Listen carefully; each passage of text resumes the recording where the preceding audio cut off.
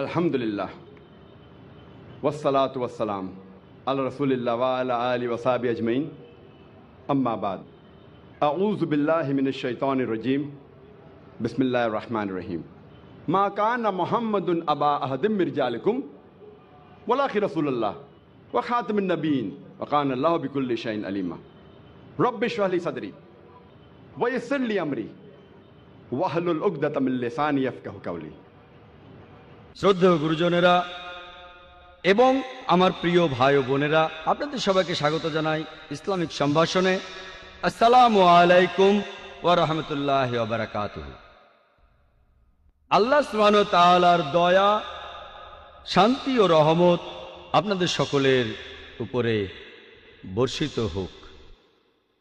এই লেকচার এখানে আজকের টপিকটা হচ্ছে মুহাম্মদ সাল্লাল্লাহু আলাইহি সাল্লাম, পৃথিবীর বিভিন্ন ধর্মগ্রন্থে তার বর্ণনা। অনেক লোকেরই ভুল ধারণা আছে যে ইসলাম একটা নতুন ধর্ম, যেটা পৃথিবীর বুকে এসেছে 1400 বছর আগে, আর নবী মুহাম্মদ সাল্লাল্লাহু আলাইহি সাল্লাম হলেন এই ধর্মের প্রতিষ্ঠাতা। সত্যি বলতে ইসলাম পৃথিবীতে আছে সেই সুদূর অতীত থেকেই, যখন প্রথম মানুষটা পৃথিবীতে হেঁটে বেড়াতো। আর মুহাম্মদ সাল্লাল্লাহু আলাইহি সাল্লাম তিনি এই ধর্মের প্রতিষ্ঠাতা নন, তবে তিনি হলেন সর্বশেষ ও চূড়ান্ত নবী, আল্লাহ সুবহানাহু ওয়া তাআলার আল্লাহর শেষ রাসূল।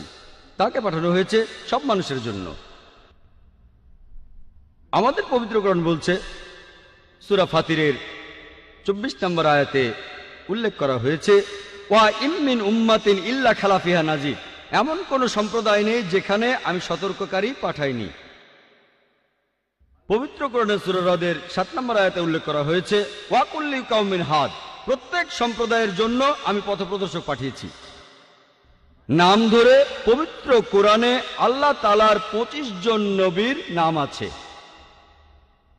যেমন ধরেন আদম, নূহ, ইব্রাহিম, মুসা, যিশু, মুহাম্মদ, তারা সকলেই শান্তিতে থাকুন। পবিত্র কোরআনে আল্লাহ সুবহানাহু ওয়া তাআলার 25 জন নবীর নাম উল্লেখ করা আছে। তবে আল্লাহ তাআলা কোরআনে আরো বলেছেন, সূরা নিসার 164 নম্বর আয়াতে উল্লেখ করা হয়েছে। এছাড়াও সূরা গাফিরের 78 নম্বর আয়াতে উল্লেখ করা হয়েছে, আমি আগে তোমাকে বলেছি কিছু নবীদের কথা, কিছু রাসূলদের কথা, বাকিদের কথা বলিনি। তার মানে পবিত্র কোরআনে সব নবী রাসূলের নাম উল্লেখ করা নেই। আর আমাদের নবীজি মুহাম্মদ সাল্লাল্লাহু আলাইহি সাল্লাম বলেছেন, এটা একটা সহিহ হাদিস, এটার উল্লেখ আছে মিশকাত আল মাসাবিতে 3 নম্বর খণ্ডের হাদিস নম্বর 5737। আমাদের নবীজি মুহাম্মদ সাল্লাল্লাহু আলাইহি সাল্লাম বলেছেন যে আল্লাহ সুবহানাহু ওয়া তাআলা এই পৃথিবীতে প্রায় 1,24,000 পয়গম্বর পাঠিয়েছেন। তবে নাম ধরে পবিত্র কোরআনে 25 জনের কথা বলা হয়েছে। কিন্তু এই সব রাসূল যারা এসেছেন সর্বশেষ নবী মুহাম্মদ সাল্লাল্লাহু আলাইহি সাল্লামের আগে, তারা এসেছিলেন শুধু তাদের সম্প্রদায়ের জন্য। আর তারা যে কথাগুলো প্রচার করেছেন সেই কথাগুলো মেনে চলা দরকার ছিল একটা নির্দিষ্ট সময়ের জন্য। যেসব নবী রাসূল মুহাম্মদ সাল্লাল্লাহু আলাইহি সাল্লামের আগে এসেছিলেন, তারা এসেছিলেন শুধুমাত্র তাদের সম্প্রদায়ের জন্য। যেমন ধরেন ঈসা আলাইহিস সালাম, খ্রিস্টানরা যাকে বলে যীশু খ্রিস্ট, তিনি এসেছিলেন শুধু ইহুদিদের জন্য, ইসরায়েলীদের জন্য। আল্লাহ পবিত্র কোরআনে বলেছেন, সূরা ইমরানের 49 নম্বর আয়াতে উল্লেখ করা হয়েছে যে ঈসা নবী বা যীশু খ্রিস্ট তিনি ছিলেন বনী ইসরায়েলের জন্য একজন নবী, ইসরায়েলের সন্তানদের জন্য। এছাড়াও একই ধরনের কথা আছে সূরা সাফে 6 নম্বর আয়াতে উল্লেখ করা হয়েছে যে যীশু খ্রিস্ট নিজের মুখে বলেছেন ইসরায়েলবাসীদের উদ্দেশ্যে, আমাকে এখানে আল্লাহর রাসূল হিসেবে পাঠানো হয়েছে। আর একই ধরনের কথা এমনকি পবিত্র বাইবেলেও আছে।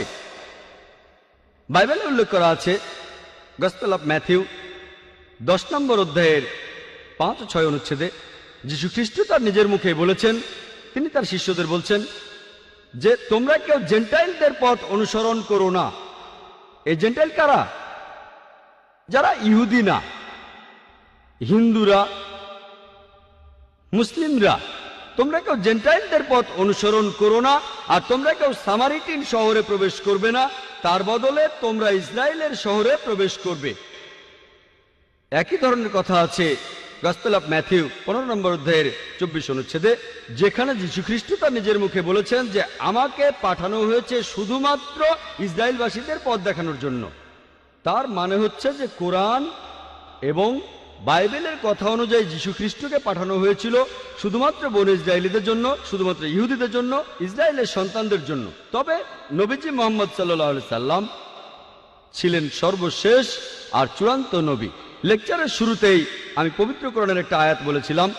সূরা আহজাবের 40 নম্বর আয়াতে উল্লেখ করা হয়েছে, বলা হয়েছে, মা কানা মুহাম্মাদুন আবা আহাদিম মির রিজালিকুম ওয়ালাকিন রাসূলুল্লাহ ওয়া খাতামুন নবিয়্যিন ওয়া কানা আল্লাহু বিকুল্লি শাইইন আলিমা। মুহাম্মদ সাল্লাল্লাহু আলাইহি সাল্লাম তিনি তোমাদের মধ্যে কোনো পুরুষের পিতা নন, তবে তিনি হলেন আল্লাহর প্রেরিত রাসূল, আর তিনি হলেন নবুয়তের সিলমোহর। নিশ্চয়ই আল্লাহ তাআলা সব বিষয়ে জানেন। যেহেতু মুহাম্মদ সাল্লাল্লাহু আলাইহি সাল্লাম ছিলেন আল্লাহর সর্বশেষ ও চূড়ান্ত রাসূল, সেজন্য তাকে শুধুমাত্র মুসলিমদের জন্য পাঠানো হয়নি বা আরবদের জন্য। আল্লাহ পবিত্র কোরআনে বলেছেন, সূরা আনবিয়ার 107 নম্বর আয়াতে উল্লেখ করা হয়েছে, ওমা আরসালনাকা ইল্লা রাহমাতাল লিল আলামিন, আমি তো তোমাকে পাঠিয়েছি শুধুমাত্র বিশ্বজগতের প্রতি রহমত হিসেবে, প্রাণী জগতের প্রতি একটা রহমত হিসেবে, পুরো মানুষ জাতির প্রতি রহমত হিসেবে। এরপর পবিত্র কোরআনে সূরা সাবার 28 নম্বর আয়াতে উল্লেখ করা হয়েছে, ওয়ামা আরসালনাকা ইল্লা কাফাতাল লিন-নাস বাশিরা ওয়া নাযিরা, আমি তো তোমাকে পাঠিয়েছি পুরো মানুষ জাতির রাসূল হিসেবে, সুসংবাদ দেবে আর পাপ কাজে সতর্ক করবে। কিন্তু অধিকাংশ মানুষই একথা জানে না। যেহেতু মুহাম্মদ সাল্লাল্লাহু আলাইহি সাল্লাম ছিলেন সর্বশেষ ও চূড়ান্ত নবী, আমাদের নবীজির পরে অন্য কোনো রাসূল বা নবী আসবেন না। সেই কারণেই তাকে শুধু মুসলিমদের জন্য পাঠানো হয়নি অথবা আরবদের জন্য, তাকে পাঠানো হয়েছিল পুরো মানুষ জাতির জন্য। আমরা মুসলিমরা আমরা বিশ্বাস করি যে পবিত্র কোরআন এটা হলো আল্লাহ তাআলার বাণী, এটা হলো আল্লাহ তাআলার সর্বশেষ আসমানি কিতাব। তাই কোরআন যা বলছে আমরা সেটা মানি। সেজন্যই আমরা এটাও মানি যে নবী মুহাম্মদ সাল্লাল্লাহু আলাইহি সাল্লাম হলেন সর্বশেষ ও চূড়ান্ত নবী, আর এটাও মানি তাকে পাঠানো হয়েছে পুরো মানুষ জাতির জন্য। তবে বেশিরভাগ অমুসলিম, সাধারণভাবে সব অমুসলিমই, তারা বিশ্বাস করে না যে কোরআন এটা আল্লাহর বাণী, আর সে কারণে তারা মানতে চায় না যে নবী মুহাম্মদ সাল্লাল্লাহু আলাইহি সাল্লাম হলেন আল্লাহর সর্বশেষ ও চূড়ান্ত নবী, তিনি এসেছেন পুরো মানুষ জাতির জন্য। এ কারণে অমুসলিমদেরকে বোঝানোর জন্য আমি এখানে সাহায্য আর নির্দেশনা নেব পবিত্র কোরআনের একটি আয়াত থেকে। আর আমার মতে এই আয়াতটাতে আছে দাওয়ার চাবিকাঠি, অমুসলিমদেরকে বোঝানোর মূল মন্ত্র। পবিত্র কোরআনে সূরা ইমরানের 64 নম্বর আয়াতে উল্লেখ করা হয়েছে, তাআলাউ ইলা কালমাতিন সাওয়াইম বাইনানা ওয়া বাইনাকুম, এসো সেই কথায় যাহা আমাদের এবং তোমাদের মধ্যে এক। যখন আমরা অন্য ধর্মের মানুষের কথা বলবো, সবচেয়ে ভালো পদ্ধতি যেটা পবিত্র কোরআনে বলছে, এসো সেই কথা যাহা আমাদের এবং তোমাদের মধ্যে এক।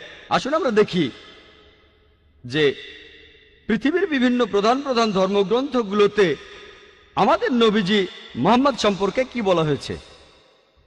তাহলে এই অমুসলিমরা যদি বিশ্বাস করে এই ধর্মগ্রন্থগুলো যেটা তাদের ধর্মের, যদি সেই ধর্মগ্রন্থে উল্লেখ থাকে, যদি তারা মনে করে যে এটা আল্লাহর বাণী, তাহলে সেই ধর্মগ্রন্থের কথাগুলোও তাদের মানতে হবে। আসুন প্রথমেই আমরা দেখি হিন্দু ধর্মগ্রন্থগুলোতে নবী মুহাম্মদ সাল্লাল্লাহু আলাইহি সাল্লাম সম্পর্কে কি বলা হয়েছে। হিন্দু ধর্মগ্রন্থগুলোকে মোটামুটি ভাবে ভাগ করা যায় প্রধানত দুই ভাগে, যেমন শ্রুতি আর স্মৃতি। শ্রুতি অর্থ হচ্ছে যেটা প্রকাশিত হয়েছে, যেটা সবাই বুঝতে পেরেছে, যেটা মানুষ শুনেছে। এই শ্রুতি বিভিন্ন হিন্দু বিশেষজ্ঞদের মতে প্রচলিত আছে যে শ্রুতি হলো ঈশ্বরের বাণী। এটাও প্রধানত দুই ভাগে বিভক্ত, বেদ ও উপনিষদ। বেদ এই সংস্কৃত শব্দটা এসেছে বিদ থেকে, যার অর্থ হচ্ছে মানুষের জ্ঞান। আর বেদ প্রধানত চার প্রকার: ঋগ্বেদ, যজুর্বেদ, সামবেদ ও অথর্ববেদ। যদিও এই বেদগুলো ঠিক কোন সময় থেকে পৃথিবীতে আছে সেটা কেউই জানে না। তবে স্বামী দয়ানন্দ সরস্বতীর কথা অনুযায়ী, যিনি হলেন আর্য সমাজের প্রতিষ্ঠাতা, তিনি বলেছেন যে এই বেদগুলো আসলে এগুলোর বয়স হচ্ছে 131 কোটি বছর। তবে এই বিশেষজ্ঞদের বেশিরভাগই তারা বলেন বেদের বয়স আনুমানিক 4000 বছর। পৃথিবীর কোন অংশে এই বেদ প্রথম এসেছিল সেটা আমরা কেউ জানি না। কার উপরে এটা নাজিল হয়েছিল সেটাও আমরা জানি না। যদিও এই সব ব্যাপারগুলো পরিষ্কার নয়, তারপরও হিন্দুরা মনে করে যে এটাই আল্লাহর বাণী, এটাই হলো সবচেয়ে বিশুদ্ধ আর পবিত্র ধর্মগ্রন্থ যাবতীয় হিন্দু ধর্মগ্রন্থগুলোর মধ্যে। আসুন প্রথমেই আমরা দেখি হিন্দু ধর্মগ্রন্থগুলোতে নবী মুহাম্মদ সাল্লাল্লাহু আলাইহি সাল্লাম সম্পর্কে কি বলা হয়েছে। হিন্দু ধর্মগ্রন্থগুলোকে মোটামুটিভাবে ভাগ করা যায় প্রধানত দুই ভাগে, যেমন শ্রুতি আর স্মৃতি। শ্রুতি অর্থ হচ্ছে যেটা প্রকাশিত হয়েছে, যেটা সবাই বুঝতে পেরেছে, যেটা মানুষ শুনেছে। এই শ্রুতি বিভিন্ন হিন্দু বিশেষজ্ঞদের মতে প্রচলিত আছে যে শ্রুতি হলো ঈশ্বরের বাণী। এটাও প্রধানত দুই ভাগে বিভক্ত, বেদ ও উপনিষদ। বেদ এই সংস্কৃত শব্দটা এসেছে বিদ থেকে, যার অর্থ হচ্ছে মানুষের জ্ঞান। আর বেদ প্রধানত 4 প্রকার: ঋগ্বেদ, যজুর্বেদ, সামবেদ ও অথর্ববেদ। যদিও এই বেদগুলো ঠিক কোন সময় থেকে পৃথিবীতে আছে সেটা কেউই জানে না। তবে স্বামী দয়ানন্দ সরস্বতীর কথা অনুযায়ী, যিনি হলেন আর্য সমাজের প্রতিষ্ঠাতা, তিনি বলেছেন যে এই বেদগুলো আসলে এগুলোর বয়স হচ্ছে 131 কোটি বছর। তবে এই বিশেষজ্ঞদের বেশিরভাগই তারা বলেন বেদের বয়স আনুমানিক 4000 বছর। পৃথিবীর কোন অংশে এই বেদ প্রথম এসেছিল সেটা আমরা কেউ জানি না। কার উপরে এটা নাজিল হয়েছিল সেটাও আমরা জানি না। যদিও এই সব ব্যাপারগুলো পরিষ্কার নয়, তারপরও হিন্দুরা মনে করে যে এটাই আল্লাহর বাণী, এটাই হলো সবচেয়ে বিশুদ্ধ আর পবিত্র ধর্মগ্রন্থ যাবতীয় হিন্দু ধর্মগ্রন্থগুলোর মধ্যে। এরপরে গুরুত্ব পাবে তাদের উপনিষদ। এসেছে সংস্কৃত শব্দ থেকে উপা, যার অর্থ কাছে, নি অর্থাৎ নিচে, সদ অর্থাৎ বসা, কাছে এসে নিচে বসা। এককালে শিষ্য ছাত্ররা বসত তাদের শিক্ষকদের পায়ের কাছে, এটাকে বলা হচ্ছে উপনিষদ।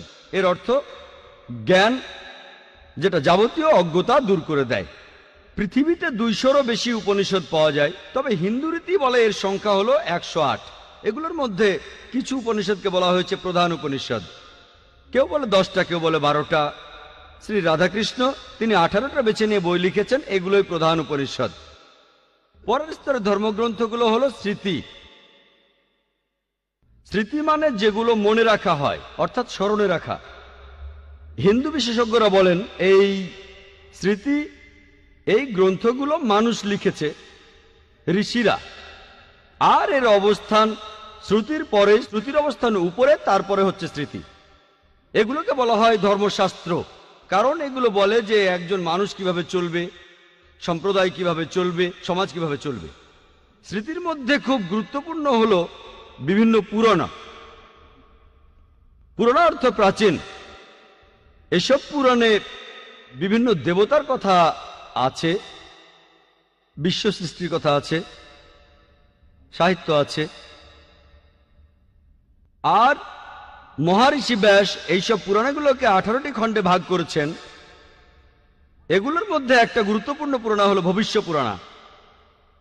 ভবিষ্য মানে ভবিষ্যৎ। এই পুরাণ ভবিষ্যৎ নিয়ে কথা বলছে। আর ভবিষ্য পুরাণে উল্লেখ করা আছে 3য় পর্ব, 3য় খণ্ড, 3য় অধ্যায়ের 5 থেকে 8 অনুচ্ছেদে যে একজন ম্লেচ্ছ আসবেন তার সঙ্গীদের সাথে নিয়ে মরুভূমি থেকে। তার নাম হবে মুহাম্মদ সাল্লাল্লাহু আলাইহি সাল্লাম। রাজা ভোজ এই দেবতুল্য মানুষকে স্নান করিয়ে পবিত্র করবেন আর তাকে স্বাগত জানাবেন সম্মানের সাথে, তার সাথে কথা বলবেন শ্রদ্ধার সাথে, আর বলবেন, হে মানুষ জাতির গর্ব, আপনি শয়তানকে হারানোর জন্য একটা বিশাল বাহিনী বানিয়েছেন। এই কথাটা ভবিষ্যৎ পুরাণ 3য় পর্ব 3য় খণ্ড 3য় অধ্যায়ের 5 থেকে 8 অনুচ্ছেদে আছে। এখানে বলা হয়েছে একজন ম্লেচ্ছ আসবেন। ম্লেচ্ছ এই সংস্কৃত শব্দটার অর্থ একজন বিদেশী। তিনি আসবেন তার সঙ্গীদের সাথে নিয়ে। সাহাবাদের কথা বলা হচ্ছে। আসবেন মরুস্থল থেকে। সংস্কৃত মরুস্থল শব্দটার মানে বালিময় স্থান বা মরুভূমি। তার নাম হবে মুহাম্মদ সাল্লাল্লাহু আলাইহি সাল্লাম। রাজা ভোজ এই বিদেশির সাথে কথা বলবেন শ্রদ্ধার সাথে, আর বলবেন, হে মানুষ জাতির গর্ব। আপনারা জানেন যে মুহাম্মদ সাল্লাল্লাহু আলাইহি সাল্লাম তিনি মানুষ জাতির গর্ব। আল্লাহ পবিত্র কোরআনে বলেছেন, সূরা কালামের 4 নম্বর আয়াতে উল্লেখ করা হয়েছে, নিশ্চয়ই তুমি সবচেয়ে মহান চরিত্রে অধিষ্ঠিত। পবিত্র কোরআনে সূরা আহজাবের 21 নম্বর আয়াতে উল্লেখ করা হয়েছে, নিশ্চয়ই আল্লাহর রাসূল মুহাম্মদ সাল্লাল্লাহু আলাইহি সাল্লাম, তার মধ্যে তোমাদের জন্য উত্তম আদর্শ রয়েছে। পুরাণ আরো বলছে যে সেই লোক তার বাহিনী নিয়ে শয়তানের বিরুদ্ধে যুদ্ধ করবে। আমরা জানি আমাদের প্রিয় নবীজি এই কাজটা করেছিলেন। এই ভবিষ্যৎবাণী একেবারে স্পষ্ট করেই বলছে মুহাম্মদ সাল্লাল্লাহু আলাইহি সাল্লামের কথা। কিছু মানুষ বলতে পারে এখানে যে ভোজ রাজার কথা বলা আছে তিনি ছিলেন 11 শতাব্দীতে, মুহাম্মদ সাল্লাল্লাহু আলাইহি ওয়াসাল্লামের জন্মেরও 500 বছর পরে। আর এই ভোজ রাজা ছিলেন রাজা শিলাবাহন এর 10ম বংশধর। এই মানুষগুলো এটা বুঝতে পারে না যে মিশরের সম্রাটদের পদবীর মতো তারা রাজাদের টাইটেল দিত ফারাও। অতীতে অনেক ফারাও ছিল, মাত্র একজন ফারাও ছিল না।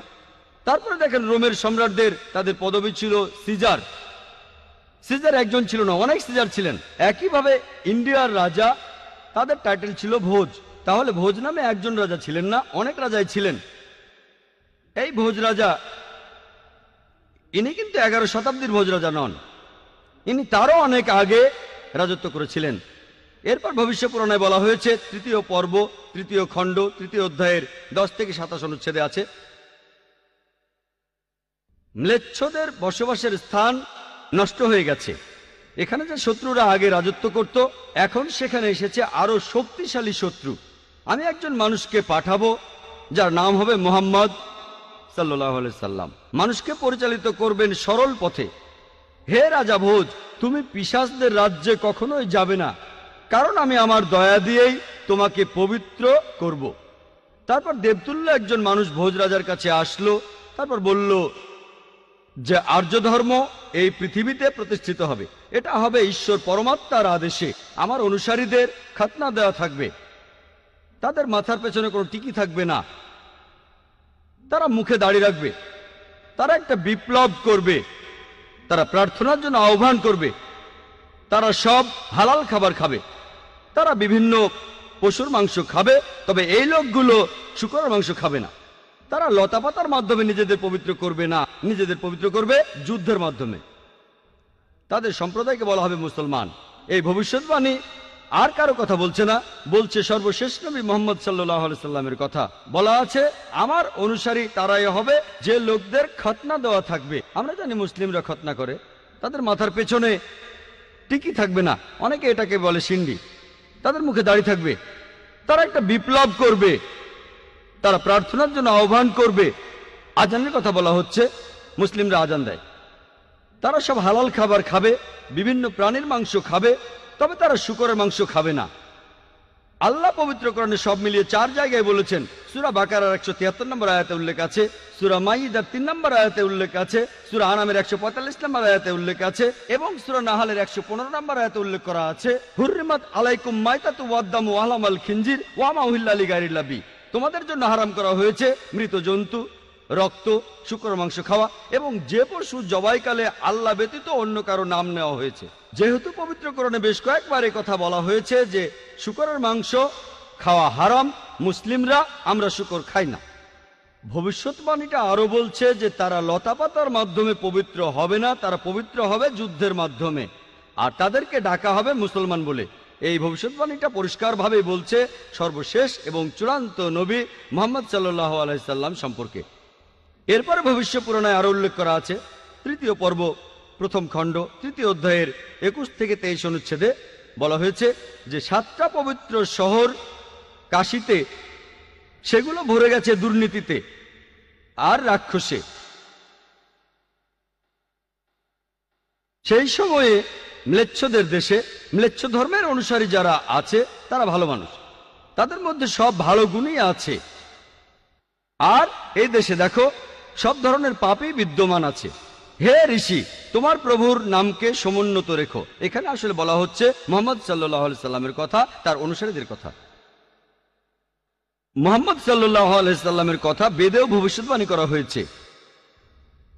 অথর্ব বেদে বলা হয়েছে 20 নম্বর গ্রন্থে 127 নম্বর অনুচ্ছেদের 1 থেকে 14 নম্বর মন্ত্র, এটাকে বলা হয় কুন্টাক সুক্তাস। কুন্টাক অর্থ পেটের ভিতর লুকানো গ্রন্থি। তার মানে এই মন্ত্রগুলোর যে অর্থ সেটা লুকানো আছে, আপনারা পরে এগুলো সম্পর্কে জানতে পারবেন। কুন্টাকের আরো একটা অর্থ দুর্দশা থেকে মুক্ত, আরেকটা অর্থ শান্তি। আর ইসলামেরও একই অর্থ। এর আরেকটা অর্থ হলো পৃথিবীর কেন্দ্র। আমরা জানি যে মক্কা শহরটা পৃথিবীর কেন্দ্র। আল্লাহ পবিত্র কোরআনে বলেছেন, সূরা ইমরানের 96 নম্বর আয়াতে উল্লেখ করা হয়েছে, মানুষ জাতির জন্য প্রথম ঘর বানানো হয়েছিল বাক্কায়। এটা মক্কার আরেকটা নাম। আমি এখানে 14টা মন্ত্রের সবগুলো বলার সময় পাবো না। এখন আপনাদের সামনে সংক্ষেপে 4টা মন্ত্র বলবো। অথর্ববেদ 20 নম্বর গ্রন্থে 127 নম্বর অনুচ্ছেদের 1 নম্বর মন্ত্র বলছে, তিনি হলেন নরসাংসা, তিনি হলেন কাওরামা, যাকে রক্ষা করা হয়েছে 60,090 জন শত্রুর কবল থেকে। 2 নম্বর মন্ত্র বলছে, তিনি একজন উটে চড়া ঋষি। 3 নম্বর মন্ত্র বলছে, তিনি হলেন মামা ঋষি। 4 নম্বর মন্ত্র বলছে, তিনি হলেন বৈষ্ণবী রেব। 1 নম্বর মন্ত্র বলছে, তিনি হলেন নরসাংসা। নর সংস্কৃত শব্দটার অর্থ একজন মানুষ, একজন ব্যক্তি। সাংসা মানে প্রশংসা, প্রশংসনীয়, যে মানুষটা প্রশংসনীয়। আর আরবি শব্দ মোহাম্মদের অর্থ ঠিক সেটাই, প্রশংসনীয়। এটাই ছিল সর্বশেষ ও চূড়ান্ত নবী রাসূলুল্লাহ সাল্লাল্লাহু আলাইহি ওয়াসাল্লামের নাম। এরপরে বলা হয়েছে তিনি হলেন কাওরামা। কাওরামা শব্দটার আরেকটা অর্থ হলো শান্তির রাজপুত্র। আর আমাদের নবীজি সাল্লাল্লাহু আলাইহি সাল্লাম শান্তির রাজপুত্রই ছিলেন। এর আরেকটা অর্থ হলো অভিবাসী। আমরা জানি নবীজি সাল্লাল্লাহু আলাইহি সাল্লাম মক্কা থেকে মদিনায় হিজরত করেছিলেন, তিনি অভিবাসী ছিলেন। এরপরে বলা হয়েছে তাকে রক্ষা করা হয়েছে 60,090 জন শত্রুর কবল থেকে। আমরা জানি সে সময় মক্কায় যেসব লোক নবীজি সাল্লাল্লাহু আলাইহি সাল্লামের বিরুদ্ধে ছিলেন তাদের সংখ্যা ছিল প্রায় 60,000। 2 নম্বর মন্ত্র বলছে, তিনি হবেন একজন উটে চড়া ঋষি। কোন ইন্ডিয়ান ঋষি অথবা ব্রাহ্মণ কখনোই উটের পিঠে চড়বেন না, কারণ উটে চড়া ব্রাহ্মণদের জন্য নিষিদ্ধ। মনুস্মৃতিতে উল্লেখ করা হয়েছে 11 নম্বর অধ্যায়ের 202 নম্বর অনুচ্ছেদে যে একজন ব্রাহ্মণ কোনো উট বা গাধার পিঠে চড়তে পারবেন না। সেজন্য ইনি হবেন এমন কেউ যিনি বিদেশি। 3 নম্বর মন্ত্র বলছে, তিনি মামা ঋষি বা মহাঋষি। মামা, কেউ বলে থাকে মোহাম্মদ, কেউ বলে মহান ঋষি। 4 নম্বর মন্ত্র বলছে, তিনি হলেন রেব। রেব অর্থ যে প্রশংসা করে। আমাদের নবীজি সাল্লাল্লাহু আলাইহি সাল্লামের আরেকটা নাম হলো আহম্মদ, যে প্রশংসা করে, এটার আরবি হলো আহম্মদ। এটা ছিল আমাদের নবীজি সাল্লাল্লাহু আলাইহি সাল্লামের আরেকটা নাম। অথর্ববেদে মুহাম্মদ সাল্লাল্লাহু আলাইহি সাল্লাম সম্পর্কে আরো ভবিষ্যৎবাণী আছে। 20 নম্বর গ্রন্থে 21 নম্বর অনুচ্ছেদের 6 নম্বর মন্ত্র বলা হয়েছে, এখানে আহজাবের যুদ্ধের কথা বলা হয়েছে। আহজাবের যুদ্ধ এখানে বলা হয়েছে যে এই ঋষিকে রক্ষা করা হবে 10,000 শত্রুর কবল থেকে, আর তিনি এই যুদ্ধে বিজয়ী হবেন লড়াই না করেই। তিনি একজন কারু। এখন সংস্কৃত শব্দ কারু অর্থাৎ যে ব্যক্তি প্রশংসা করে, আরবি করলে যেটা হবে আহম্মদ, যেটা আমাদের নবীজির আরেকটা নাম। বলা হয়েছে তিনি লড়াই না করেই এই যুদ্ধে জিতবেন, অর্থাৎ আহজাবের যুদ্ধের কথা, যেখানে লড়াই না করেই মুসলিমরা জিতেছিল। আমরা জানি যে সেই যুদ্ধে শত্রুপক্ষের লোকজন ছিল প্রায় 10,000। এরপর আরো আছে অথর্ববেদে 20 নম্বর গ্রন্থ 21 নম্বর অনুচ্ছেদের 7 নম্বর মন্ত্র যে মহান ঈশ্বর ক্ষমতাচ্যুত করবেন 20 জন রাজাকে, আর তিনি রক্ষা করবেন আবান্দুকে 60,090 জন শত্রুর কবল থেকে। সংস্কৃত শব্দ আবান্দু অর্থ হলো এতিম। এই আবান্দু শব্দটার আরেকটা অর্থ হচ্ছে প্রশংসনীয়। আমাদের নবীজি সাল্লাল্লাহু আলাইহি সাল্লামের নাম মুহাম্মদ, এটার অর্থ হচ্ছে প্রশংসনীয়। তাহলে আবান্দু শব্দটার আরবি করলে হবে মুহাম্মদ সাল্লাল্লাহু আলাইহি সাল্লাম। বলা হয়েছে ঈশ্বর ক্ষমতাচ্যুত করবেন 20 জন রাজাকে। আর আমরা জানি যে তখনকার দিনে আনুমানিকভাবে মক্কাতে 20টা আলাদা গোত্র ছিল। মুহাম্মদ সাল্লাল্লাহু আলাইহি সাল্লাম সবাইকে জিতে নিয়েছিলেন। আর সে সময় যারা নবীজি সাল্লাল্লাহু আলাইহি সাল্লামের সাথে বিরোধিতা করেছিল তাদের সংখ্যা ছিল প্রায় 60,000। এই একই ভবিষ্যৎবাণীটা ঋগ্বেদেও করা হয়েছে 1 নম্বর গ্রন্থ 53 নম্বর অনুচ্ছেদের 9 নম্বর মন্ত্রে। তবে এখানে তাকে বলা হয়েছে যে সুশ্রামা। সুশ্রামা শব্দটার অর্থ যে ব্যক্তি প্রশংসনীয়, যেটা আমাদের নবীজির নামের অর্থ। নবীজির কথা ভবিষ্যৎবাণী করছে অগ্নি 64 নম্বর মন্ত্র। এখানে বলা হয়েছে যে এই ঋষি তিনি তার মায়ের দুধ পান করবেন না, তিনি মায়ের বুকের দুধ পান করবেন না। আমরা জানি যে নবীজি সাল্লাল্লাহু আলাইহি সাল্লাম তিনি মায়ের দুধ পান করেননি। আর বিবি হালিমা রাদিয়াল্লাহু আনহা তিনি ছিলেন নবীজি সাল্লাল্লাহু আলাইহি সাল্লামের দাইমা। এছাড়াও নবীজি সাল্লাল্লাহু আলাইহি সাল্লামকে বলা হয়েছে আহমদ, যিনি প্রশংসা করেন। অনেক জায়গায় আছে, উত্তর চিকে আছে মন্ত্র নম্বর 1500।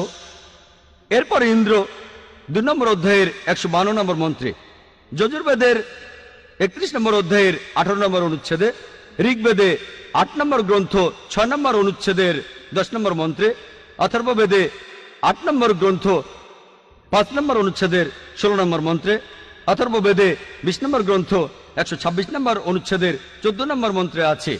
নবীজি মুহাম্মদ সাল্লাল্লাহু আলাইহি সাল্লামকে আহমেদ বলে ডাকার পাশাপাশি অনেক জায়গায় তাকে আরেকটা নামে ডাকা হয়েছে, সেটা নরশংসা।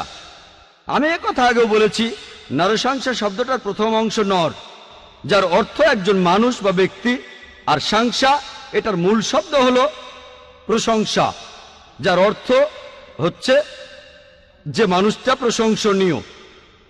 তাহলে নবীজি মুহাম্মদ সাল্লাল্লাহু আলাইহি সাল্লামকে নরশংসা অর্থাৎ মোহাম্মদ বলে হিন্দু বিভিন্ন ধর্মগ্রন্থের অনেক জায়গায় উল্লেখ করা হয়েছে।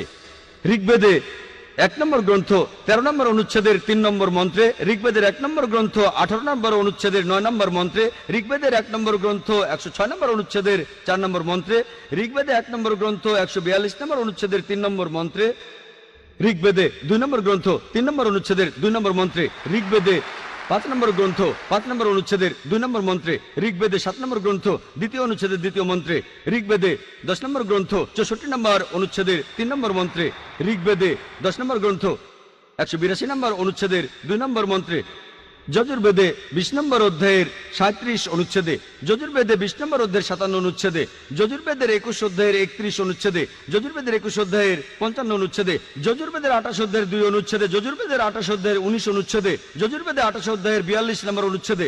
এভাবে সারাদিন শুধু রেফারেন্সই দিয়ে যেতে পারেন যে হিন্দু ধর্মগ্রন্থে এই সব জায়গায় আমাদের নবীজির নাম উল্লেখ করা হয়েছে। হাতে সময় কম না হলে শুধু হিন্দু ধর্মগ্রন্থে মুহাম্মদ সাল্লাল্লাহু আলাইহি সাল্লামের বর্ণনা নিয়ে একটা লেকচার দেওয়া যেত। যেহেতু হাতে সময় কম, তাই আর একটা ভবিষ্যৎবাণীর কথা বলবো হিন্দু ধর্মগ্রন্থে মুহাম্মদ সাল্লাল্লাহু আলাইহি সাল্লামের বর্ণনা নিয়ে, যেটা হলো কল্কি অবতার।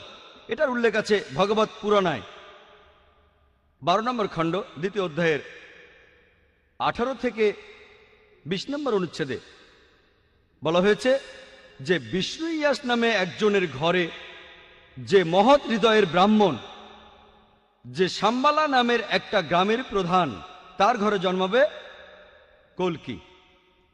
তাকে ঈশ্বর দেবেন উৎকৃষ্ট গুণাবলী, আর ঈশ্বর তাকে দেবেন 8টা অলৌকিক শক্তি। তিনি চড়বেন একটা সাদা ঘোড়ায়, তার ডান হাতে থাকবে একটি তরবারি। এরপর ভগবত পুরাণায় উল্লেখ করা হয়েছে 1 নম্বর খণ্ড 3য় অধ্যায়ের 25 নম্বর মন্ত্রে যে কলিযুগে যখন রাজারা হবে ডাকাতের মতো, কলিযুগে যখন রাজারা হবে ডাকাতের মতো, সেই সময় বিষ্ণু ইয়াসের ঘরে জন্মগ্রহণ করবে কল্কি। এছাড়াও কল্কি পুরাণায় উল্লেখ করা হয়েছে 2য় অধ্যায়ের 4 নম্বর মন্ত্রে বলা হয়েছে যে বিষ্ণু ইয়াস নামে এক ব্যক্তির ঘরে, যিনি মহৎ হৃদয় ব্রাহ্মণ, যিনি শাম্বালা গ্রামের প্রধান, তার ঘরে জন্মাবে কল্কি। কল্কি পুরাণায় বলা হয়েছে 2য় অধ্যায়ের 5 নম্বর মন্ত্রে কল্কিকে সাহায্য করবে 4 জন সহচর পাপীদের বিরুদ্ধে লড়াই করার জন্য। কল্কি পুরাণায় বলা হয়েছে 2য় অধ্যায়ের 7 নম্বর মন্ত্রে কল্কি অবতারকে যুদ্ধক্ষেত্রে দেবদূত বা ফেরেশতারা সাহায্য করবে। কল্কি পুরাণের 2য় অধ্যায়ের 11 নম্বর মন্ত্রে বলা হয়েছে যে বিষ্ণু ইয়াস নামে এক ব্যক্তির ঘরে জন্ম নেবে সুমতির গর্ভে। কল্কি পুরাণের 2য় অধ্যায়ের 15 নম্বর মন্ত্রে উল্লেখ করা হয়েছে যে তিনি মাধব মাসের দ্বাদশ দিনে জন্মগ্রহণ করবেন। এক কথায় হিন্দু ধর্মগ্রন্থের এই কথাগুলি কল্কি অবতার সম্পর্কে বলছে। আমি এবারে এই কথাগুলি আবারও সাজিয়ে আর সংক্ষেপে বলছি। 1 নম্বর পয়েন্ট, তার বাবার নাম হবে বিষ্ণু ইয়াস। বিষ্ণু মানে ঈশ্বর, ইয়াস এর মানে ভৃত্য, অর্থাৎ ঈশ্বরের ভৃত্য। যদি এটার আরবি করেন সেটা হবে আব্দুল্লাহ, অর্থাৎ আমাদের নবীজি সাল্লাল্লাহু আলাইহি সাল্লামের বাবা। তার মায়ের নাম হবে সুমতি। সুমতি সংস্কৃত শব্দটার অর্থ প্রশান্ত, প্রশান্তি, শান্তি। এটার আরবি করলে হবে আমিনা, অর্থাৎ আমাদের নবীজি সাল্লাল্লাহু আলাইহি সাল্লামের মা। বলা হয়েছে তিনি জন্মগ্রহণ করবেন সাম্বালা নামে একটি গ্রামে। সাম্বালা মানে একটি প্রশান্ত এবং শান্তির জায়গা। আমরা জানি মক্কাকে বলা হয় দারুল আমান, অর্থাৎ শান্তির ঘর। নবীজি সাল্লাল্লাহু আলাইহি সাল্লাম জন্মেছিলেন মক্কায়। এরপরে বলা হয়েছে যে তিনি সাম্বালা গ্রামের প্রধানের ঘরে জন্মগ্রহণ করবেন। আমরা জানি যে নবীজি মুহাম্মদ সাল্লাল্লাহু আলাইহি সাল্লাম মক্কার প্রধান ব্যক্তির ঘরে জন্মেছিলেন। এরপরে বলা হয়েছে তিনি মাধব মাসের দ্বাদশ দিনে জন্মাবেন। আমরা জানি যে মুহাম্মদ সাল্লাল্লাহু আলাইহি সাল্লাম রবিউল আউয়াল মাসের 12 তারিখে জন্মেছিলেন। আরো বলা হয়েছে যে তিনি হবেন শেষ ঋষি, শেষ নবী, অন্তিম ঋষি। আমরা জানি পবিত্র কোরআনে সূরা আহজাবের 40 নম্বর আয়াতে উল্লেখ করা হয়েছে মা কানা মুহাম্মাদুন আবা আহাদিম মির রিজালিকুম ওয়ালাকিন রাসূলুল্লাহ ওয়া খাতামুন নবিয়্যিন ওয়া কানা আল্লাহু বিকুল্লি শাইইন আলিমা। মুহাম্মদ সাল্লাল্লাহু আলাইহি সাল্লাম তোমাদের মধ্যে কোনো পুরুষের পিতা নয়, তবে তিনি আল্লাহর প্রেরিত রাসূল এবং তিনি নবুয়তের সিলমোহর। নিশ্চয়ই আল্লাহ সব বিষয় সম্পর্কে জানেন। তাহলে কোরআন বলছে যে নবীজি সাল্লাল্লাহু আলাইহি সাল্লাম হলেন সর্বশেষ রাসূল। এরপরে বলা হয়েছে যে এই ঋষি, এই কল্কি অবতার, তিনি তার জ্ঞান পাবেন, আলোকপ্রাপ্ত হবেন প্রথমবার সেটা রাতের বেলায় একটা গুহার ভেতরে। তারপরে তিনি উত্তর দিকে রওনা দিয়ে ফিরে আসবেন। আমরা জানি মুহাম্মদ সাল্লাল্লাহু আলাইহি সাল্লাম প্রথম ওহী তিনি পেয়েছিলেন রাতের বেলায় হেরা গুহায় জবলে নূরে। আর পবিত্র কোরআনের সূরা দুখানে 2 ও 3 নম্বর আয়াতে উল্লেখ করা হয়েছে। এছাড়াও সূরা কদরের 1 নম্বর আয়াতে উল্লেখ করা হয়েছে ইন্না আনজালনাহু ফি লাইলাতিল কদর, নিশ্চয়ই আমি অবতীর্ণ করেছি কোরআন এই মহামান্বিত রাতে। আমরা জানি মুহাম্মদ সাল্লাল্লাহু আলাইহি সাল্লাম মদিনায় হিজরত করেছিলেন, যেটা ছিল মক্কা শহরের উত্তর দিকে। তারপর আবার মক্কায় ফিরে আসে। হয়েছে যে ঈশ্বর তাকে দেবেন অতি উৎকৃষ্ট গুণাবলী। বলা হয়েছে যে তিনি 8টা অলৌকিক শক্তি পাবেন। এই 8টা অলৌকিক শক্তি হচ্ছে হিন্দু ধর্মগ্রন্থ অনুযায়ী জ্ঞান, আত্মসংযম, জ্ঞান বিতরণ, অভিজাত বংশ পরিচয়, সাহসিকতা, কম কথা বলা, মহানুভবতা এবং পরোপকারিতা। এই 8টা গুণের সবগুলোই আলহামদুলিল্লাহ সর্বশেষ ও চূড়ান্ত নবী মুহাম্মদ সাল্লাল্লাহু আলাইহি সাল্লামের ভেতরে দেখা যায়। তারপর বলা হয়েছে তিনি হবেন পৃথিবীর সব মানুষের পথপ্রদর্শক। আর পবিত্র কোরআনের সূরা সাবার 28 নম্বর আয়াতে উল্লেখ করা হয়েছে ওমা আরসালনাকা ইল্লা কাফাতাল লিন্নাস বাশীরা ওয়া নাযীরা, আমি তো তোমাকে পাঠিয়েছি পুরো মানুষ জাতির দূত হিসেবে, সুসংবাদদাতা ও সতর্ককারী রূপে পাঠিয়েছি। তবে অধিকাংশ মানুষই কথাটা জানে না। এরপরে বলা হয়েছে যে কল্কি অবতার চড়বেন একটি সাদা ঘোড়ায়। আমরা জানি যে নবীজি মুহাম্মদ সাল্লাল্লাহু আলাইহি সাল্লাম বুরাকে চড়েছিলেন যখন মেরাজে গিয়েছিলেন। এরপরে আরো বলা হয়েছে যে তার হাতে থাকবে একটি তরবারি। আর আমরা জানি মুহাম্মদ সাল্লাল্লাহু আলাইহি সাল্লাম যুদ্ধে অংশ নিয়েছিলেন, আর বেশিরভাগই ছিল আত্মরক্ষার জন্য সরাসরি অংশ নিয়েছিলেন। তখন তার ডান হাতে তরবারি থাকতো। এরপর এখানে বলা হয়েছে যে তিনি অজ্ঞ লোকদের পরিচালিত করবেন সরল পথে। আমরা জানি যে মুহাম্মদ সাল্লাল্লাহু আলাইহি সাল্লাম আরবদের পথ দেখিয়েছিলেন। আরবের সেই সময়টাকে বলা হতো আয়ামে জাহেলিয়া, অর্থাৎ অজ্ঞতার যুগ। আর মুহাম্মদ সাল্লাল্লাহু আলাইহি সাল্লাম আল্লাহ তাআলার সাহায্য নিয়ে, কোরআনের সাহায্যে আরবদের নিয়ে এসেছিলেন অন্ধকার থেকে আলোতে। এরপর আরো বলা হচ্ছে তাকে সাহায্য করবে 4 জন সহচর। বলা হচ্ছে 4 জন সাহাবীর কথা, খোলাফায়ে রাশেদিন, হযরত আবু বকর, হযরত ওমর, হযরত ওসমান, হযরত আলী, আল্লাহ সবাইকে শান্তিতে রাখুন। তারপর বলা হয়েছে যে যুদ্ধক্ষেত্রে তাকে দেবদূত বা ফেরেশতারা সাহায্য করবে। আমরা জানি যে পবিত্র কোরআনের সূরা ইমরানের 123 থেকে 125 নম্বর আয়াতে উল্লেখ করা হয়েছে। এছাড়াও সূরা আনফালের 8 থেকে 9 নম্বর আয়াতে উল্লেখ করা হয়েছে যে ফেরেশতারা নবীজিকে সাহায্য করেছিল, সেটা ছিল বদরের যুদ্ধে। আর তাদের জন্য মুসলিমরা সেই যুদ্ধে জিতেছিল।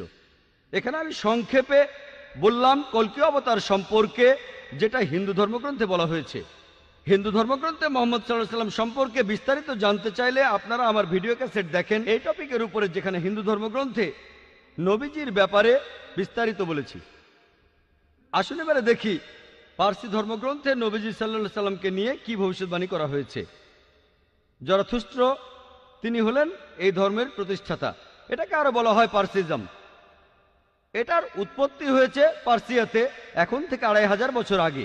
এই পার্সিজম ধর্মটাকে আরো বলা হয় ম্যাগিয়ানিজম, অথবা যে ধর্মের অনুসারীরা অগ্নি পূজা করে। পার্সিদের যে পবিত্র ধর্মগ্রন্থ সেগুলো দশাতির এবং আভেস্তা। আভেস্তাকে আবার জেন্দ আভেস্তাও বলা হয়। দশাতির দুই ভাগে বিভক্ত, খুর্দা দশাতির ও করণ দশাতির।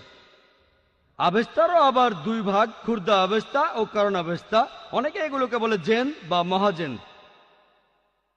আপনারা যদি এই পার্সি ধর্মগ্রন্থ পড়েন, অনেক জায়গাতে দেখবেন নবীজি মুহাম্মদ সাল্লাল্লাহু আলাইহি ওয়াসাল্লামের কথা সেখানে বলা হয়েছে। আভেস্তায় উল্লেখ করা হয়েছে আছে ফারভারদিনিয়াস্তে 28 নম্বর অধ্যায়ের 129 নম্বর অনুচ্ছেদে বলা হয়েছে তার নাম হবে জয়যুক্ত, তার নাম হবে আস্তাবেত আরেতা, তার আরো একটা নাম হবে সোসিম। বলা হয়েছে যে তাকে এখানে ডাকা হবে নামটা সোসিয়েন, তার নাম হবে আস্তাবেত আরেতা।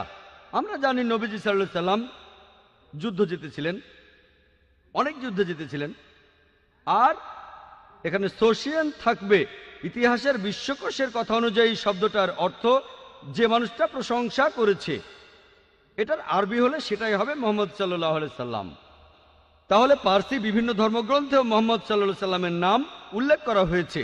এরপর বলা হয়েছে তিনি হবেন আস্তাবেত আরিতা। আস্তাবেত আরিতা অর্থাৎ যে ব্যক্তি প্রশংসা করে।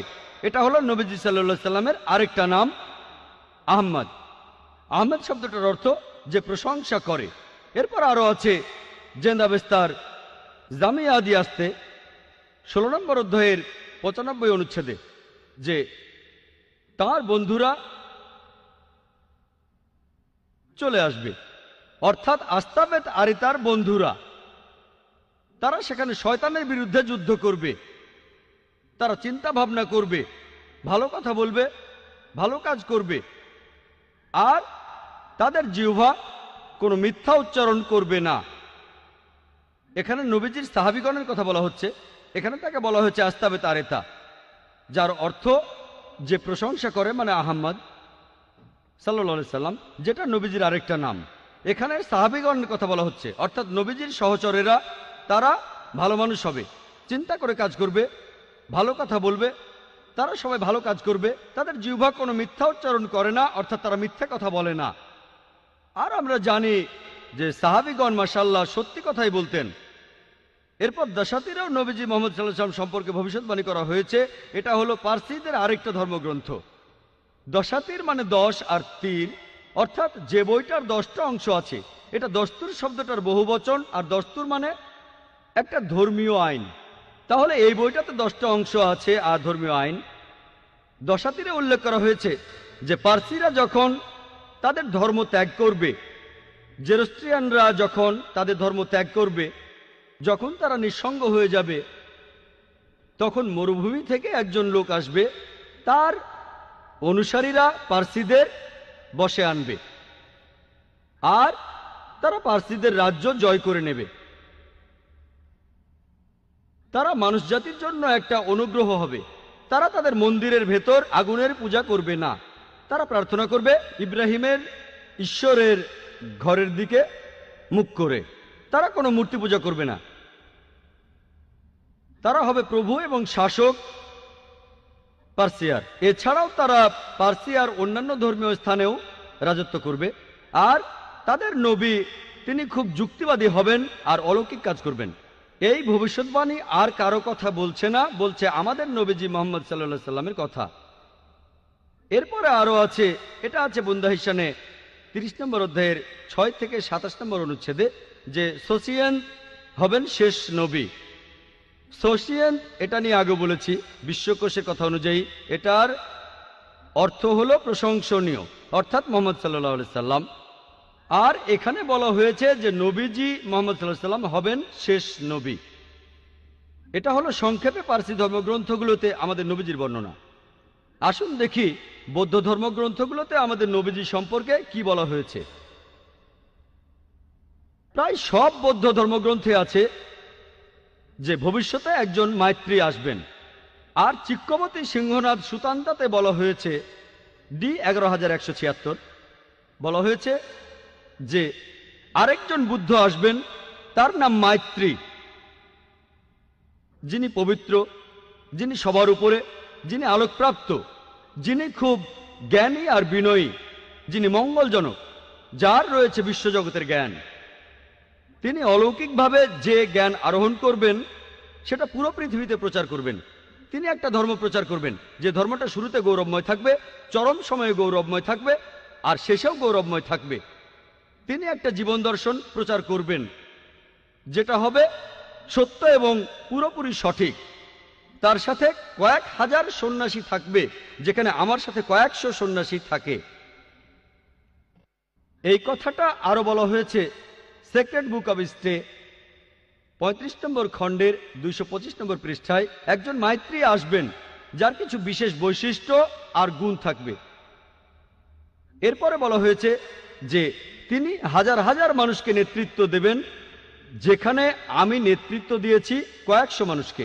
এরপরে আরো আছে গসপেল অফ বুদ্ধায় 217 ও 218 নম্বর পৃষ্ঠায় যে আনন্দ বুদ্ধকে প্রশ্ন করলেন যে হে আশীর্বাদ প্রাপ্ত, আপনি যখন চলে যাবেন কে আমাদের পথ দেখাবে? তখন গৌতম বুদ্ধ উত্তরে বললেন, আমি এই পৃথিবীর প্রথম বুদ্ধ নই, এমনকি শেষ বুদ্ধ আমি নই।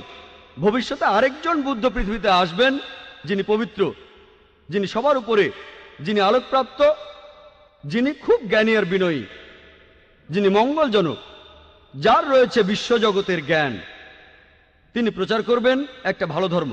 তিনি যে ধর্ম প্রচার করবেন সেটা শুরুতে গৌরবময় থাকবে, চরম সময়ে গৌরবময় থাকবে, আর শেষেও গৌরবময় থাকবে। তিনি যে ধর্ম প্রচার করবেন তার ভিত্তি হবে সত্য, আর সেটাই হবে সঠিক জীবন দর্শন। আর তার থাকবে হাজার হাজার শিষ্য, যেখানে আমার ছিল মাত্র কয়েকশো শিষ্য। বুদ্ধের প্রধান শিষ্য আনন্দ তাকে প্রশ্ন করলেন, আমরা তাকে কিভাবে চিনব? বুদ্ধ উত্তর দিলেন, সেই লোকের নাম হবে মাইত্রী। মাইত্রী অর্থাৎ ক্ষমাশীল, স্নেহময়, দয়ালু, করুণাময়। এই শব্দটার আরবি করলে হবে রাহমা। আল্লাহ পবিত্র কোরআনে বলেছেন, সূরা আম্বিয়ার 107 নম্বর আয়াতে উল্লেখ করা হয়েছে, ওয়ামা আরসালনাকা ইল্লা রাহমাতুল লিল আলামিন, আমি তো তোমাকে পাঠিয়েছি শুধুমাত্র বিশ্বজগতের প্রতি রহমত হিসেবে, জীবজগতের প্রতি রহমত হিসেবে, পুরো মানুষ জাতির প্রতি রহমত হিসেবে। এই রাহমা শব্দটা আর এর সমার্থক শব্দ ক্ষমা, এটা কোরআনে আছে সব মিলিয়ে 409 বার। আর কোরআনের প্রত্যেক সূরা, শুধুমাত্র 9 নম্বর সূরা তাওবা বাদে প্রত্যেক সূরার শুরুতেই আছে বিসমিল্লাহির রহমানির রহিম, দয়াময় পরম দয়ালু আল্লাহর নামে শুরু করছি। তাহলে বৌদ্ধ ধর্মগ্রন্থগুলোতে মাইত্রী নামে একজনের ভবিষ্যৎবাণী করা হয়েছে, যিনি আসলে আমাদের নবীজি সাল্লাল্লাহু আলাইহি সাল্লাম। বৌদ্ধ ধর্মগ্রন্থে নবীজি সম্পর্কে ভবিষ্যৎবাণী আরো অনেক আছে। আছে sacred book of the stay 11 নম্বর খণ্ডের 36 নম্বর পৃষ্ঠায়, মহাপরিনির্বাণ সুত্তা 2 নম্বর অধ্যায়ের 32 নম্বর অনুচ্ছেদে বলা হয়েছে যে গৌতম বুদ্ধের ক্ষেত্রে তার কোনো প্রকাশ্য অথবা গুপ্ত শিক্ষা ছিল না। হে আনন্দ, তথাগতরা অথবা শিক্ষকরা মুঠোবন্ধ করে রাখবে না, জ্ঞানটা তোমাদের নিজের কাছে রেখে দেবে না, এটা প্রচার করতে হবে। আমরা জানি মুহাম্মদ সাল্লাল্লাহু আলাইহি সাল্লাম আল্লাহর কাছ থেকে ওহী হিসাবে যা পেয়েছিলেন সেটা সবার জন্য প্রচার করেছেন, আর সাহাবাগণকে বলেছেন এগুলো মানুষের কাছ থেকে লুকিয়ে রেখো না, মানুষের মাঝে এগুলো প্রচার করো। এই ভবিষ্যৎবাণীতে এটাই বলা হয়েছে, এখানে প্রকাশ্য বা গুপ্ত কিছুই নেই, সবকিছুই মানুষের মাঝে প্রচার করতে হবে। বৌদ্ধ ধর্মগ্রন্থে এরপরে আরো আছে sacred book of the stay 11 নম্বর খণ্ডের 97 নম্বর পৃষ্ঠায়, মহাপরিনির্বাণ সুত্তা 5 নম্বর অধ্যায়ের 36 পৃষ্ঠায় বলা হয়েছে যে গৌতম বুদ্ধের যেমন এক পরিচারক ছিল, অর্থাৎ প্রধান শিষ্য আনন্দ, একইভাবে মাইত্রীরও এক পরিচারক থাকবে। ইতিহাস থেকে আমরা জানি, নবীজি সাল্লাল্লাহু আলাইহি সাল্লামের সিরাত থেকে, যে আমাদের নবীজির পরিচারক ছিলেন হযরত আনাস রাদিয়াল্লাহু আনহু। তিনি ছিলেন মালিকের পুত্র, আল্লাহ তাকেও শান্তিতে রাখুন। আর হযরত আনাস রাদিয়াল্লাহু আনহু বলেছেন, আমার বাবা মা 8 বছর বয়সে আমাকে নবীজির হাতে তুলে দেন। তার মা নবীজিকে বলেছিলেন, হে আল্লাহর রাসূল, একে আপনার পরিচারক হিসেবে গ্রহণ করুন। আর হযরত আনাস রাদিয়াল্লাহু আনহু বলেছেন যে নবীজি সাল্লাল্লাহু আলাইহি সাল্লাম তাকে দেখতেন নিজের ছেলের মতোই। আর আমরা জানি হযরত আনাস রাদিয়াল্লাহু আনহু সবসময় নবীজির সঙ্গে থাকতেন, শান্তির সময় থাকতেন, যুদ্ধের সময়ও থাকতেন, নিরাপত্তার সময় থাকতেন, বিপদের সময়ও থাকতেন। এভাবে আনন্দের সাথে তার তুলনা করা যায়। যখন গৌতম বুদ্ধের দিকে একটা পাগলা হাতি তেড়ে আসলো, আনন্দ তখন বুদ্ধের সামনে গিয়ে দাঁড়িয়েছিলেন। আমরা জানি একইভাবে হযরত আনাস রাদিয়াল্লাহু আনহু উহুদের যুদ্ধের সময়, তার বয়স 11 বছর, সেই যুদ্ধে যখন শত্রুরা নবীজিকে ঘিরে ফেলল, হযরত আনাস রাদিয়াল্লাহু আনহু নবীজির পাশে ছিলেন। এরপর হুনাইনের যুদ্ধে তার বয়স যখন 16 বছর, শত্রুপক্ষের তীরন্দাজরা নবীজিকে ঘিরে ফেলল, তখনও হযরত আনাস রাদিয়াল্লাহু আনহু নবীজির পাশে ছিলেন। এভাবে আনন্দের সাথে তাকে তুলনা করা যায়। বুদ্ধের দিকে পাগলা হাতি তেড়ে এলে আনন্দ দাঁড়িয়েছিলেন বুদ্ধের সামনে গিয়ে। তাহলে এই ভবিষ্যৎবাণীটাও সত্য হয়েছে যে মাইত্রীর এক পরিচারক থাকবে। এরপর আরো আছে গসপেল অফ বুদ্ধাতে 214 নম্বর পৃষ্ঠায় যে এই যে মাইত্রী আসবেন, অন্য যে বুদ্ধ আসবেন, তার 6টা গুণ থাকবে। প্রথমটা হচ্ছে তিনি আলোকপ্রাপ্ত হবেন রাতের বেলায়। 2 নম্বর, আলোকপ্রাপ্ত হওয়ার পরে তিনি উজ্জ্বল হবেন। 3 নম্বর, তিনি স্বাভাবিকভাবে মারা যাবেন। 4 নম্বর, তিনি রাতের বেলায় মারা যাবেন। 5 নম্বর, মারা যাওয়ার সময় তিনি উজ্জ্বল হবেন। আর 6 নম্বর হচ্ছে তিনি মারা যাওয়ার পরে তাকে এই পৃথিবীতে আর কখনো সশরীরে দেখা যাবে না। এই 6টা গুণাবলী পাওয়া যায় শুধুমাত্র আমাদের নবীজি মুহাম্মদ সাল্লাল্লাহু আলাইহি সাল্লামের মধ্যেই। আমরা জানি যে নবীজি প্রথম ওহী তিনি পেয়েছিলেন রাতের বেলায়। আর পবিত্র কোরআনে সূরা দুখানের 2 ও 3 নম্বর আয়াতে উল্লেখ করা হয়েছে। এছাড়াও সূরা কদরের 1 নম্বর আয়াতে আছে যে কোরআন নাজিল হয়েছিল মহিমান্বিত রাতে। এরপরে আছে তিনি উজ্জ্বল হবেন। আমরা জানি যে আমাদের নবীজি তখন উজ্জ্বল হয়েছিলেন, আলোকিত হয়েছিলেন। এরপরে আছে তিনি স্বাভাবিকভাবে মারা যাবেন। আমরাও জানি নবীজি স্বাভাবিকভাবে মারা গিয়েছিলেন। 4 নম্বর, তিনি মারা যাবেন রাতের বেলায়। আর আয়েশা রাদিয়াল্লাহু আনহার বলা হাদিস থেকে আমরা জানি যে নবীজির ঘরে প্রদীপে কোনো তেল ছিল না, তিনি পাশের বাড়ি থেকে তেল ধার নিলেন। অর্থাৎ নবীজি মারা যাওয়ার সময় তখন রাত ছিল। এরপরে আছে যে তিনি মারা যাওয়ার সময় উজ্জ্বল হয়ে যাবেন। আর হযরত আনাস রাদিয়াল্লাহু আনহু বলেছেন যে নবীজি মারা যাওয়ার সময় খুব উজ্জ্বল ছিলেন। এর পরেরটা হলো মারা যাওয়ার পরে তাকে আর কখনো সশরীরে দেখা যাবে না। আমরাও জানি যে নবীজি সাল্লাল্লাহু আলাইহি সাল্লাম সশরীরে আর ফিরে আসবেন না। মদিনায় তার রওজা রয়েছে, তাকে সশরীরে আর কখনো দেখা যাবে না। বৌদ্ধ ধর্মগ্রন্থে উল্লেখ করা এইসব কথা, এগুলো শুধুমাত্র নবীজি সাল্লাল্লাহু আলাইহি সাল্লামের বেলাতেই খাটে।